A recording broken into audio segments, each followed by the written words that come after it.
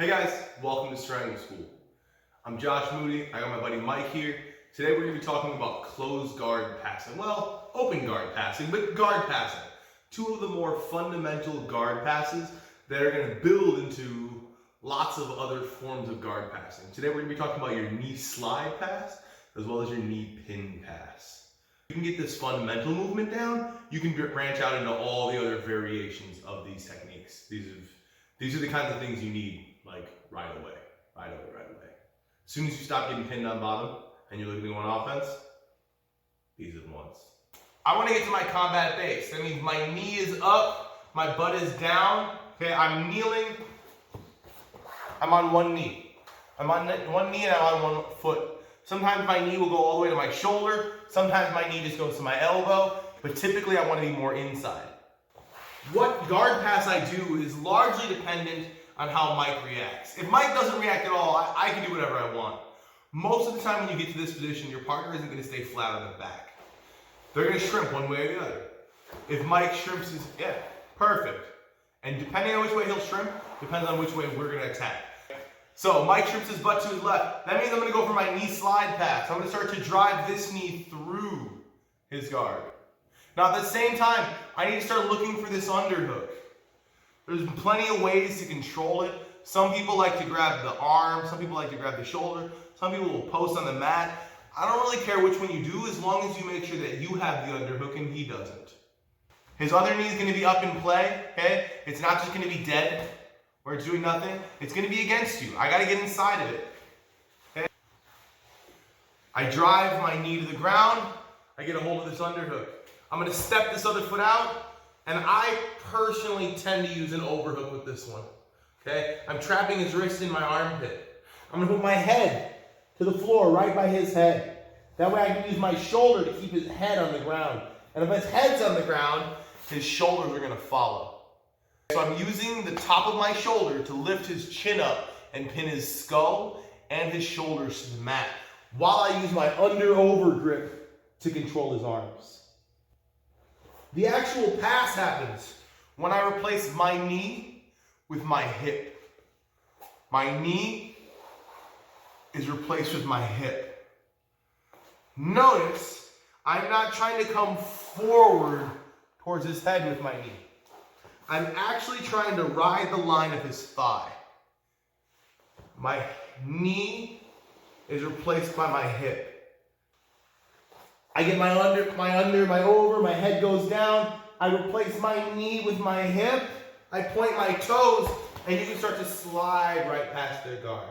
If your foot gets stuck, I use my opposite foot to kick my heel free at the top, and then I kick my toes free at the bottom.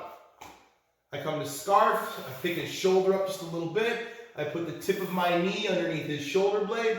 My floating rib's on his floating rib, and my head's nice and low. I'm in my combat base, and my partner shrimps so that the cross leg, so that the cross leg becomes down. I'm going to drive my knee to the floor, and I'm looking to control this underhook.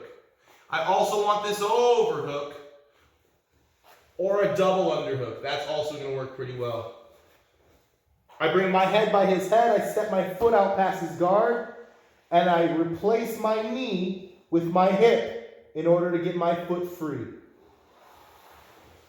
Baseball sliding. If your foot slides out right there, awesome, you're in scarf. If your foot doesn't slide out right there, because he's got a great trap, I use my opposite foot, that plant leg, to free my heel by kicking the top leg, and then I free my toes by kicking the bottom leg.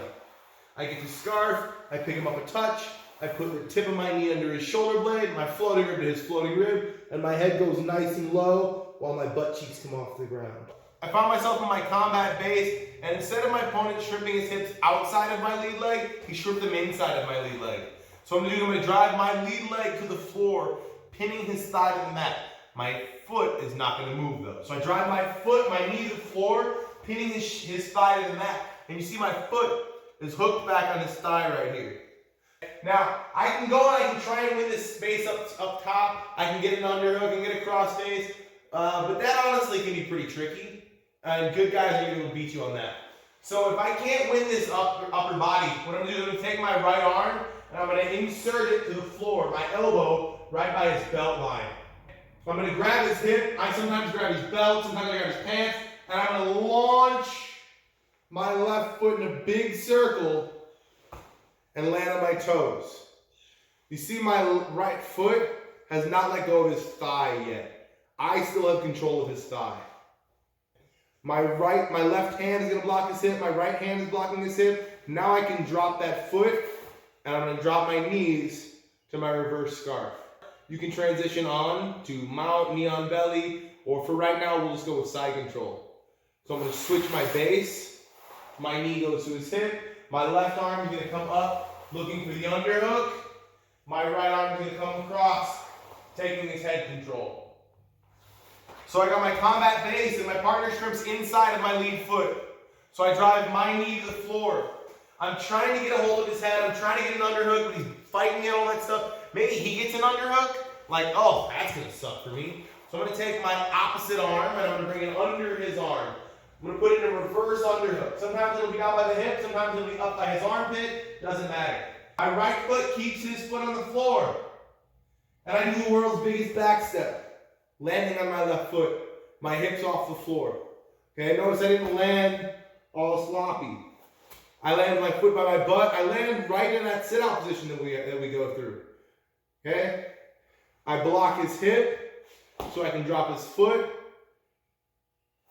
And then I can switch my base. I get an underhook. And I get a cross base. Thanks for swinging through Strangle School. Please remember to like, share, comment, and subscribe. This time and every time, thank you for being here.